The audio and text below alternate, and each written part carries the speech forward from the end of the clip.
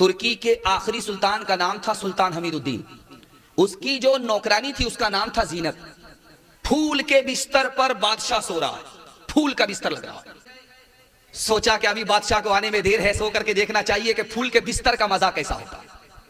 जैसे ही फूल के बिस्तर पर नौकरानी सोती है, आंख लग गई, बादशाह आ गए कमरे में, देखा वाह नौकरानी की इतनी हिम्मत, बादशाह के बिस्तर पर कोड़ा लगा निकाला, बरसाना शुरू किया। लड़की हंस भी रही है, लड़की रो भी रही है।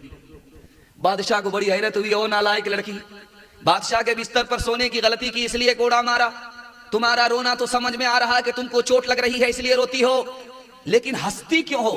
का हुजूर हंसने की वजह यह है कि थोड़ी ही देर में आपके बिस्तर पर सोई, आंख लग गई, आपने इतने कोड़े बरसा दिए, आपने बचपन से 55 कर दिया, खुदा रसूल से कोई मतलब नहीं, अल्लाह तुम्हें कितने कोड़े मारेगा, इस ख्याल से मुझे हंसी आई।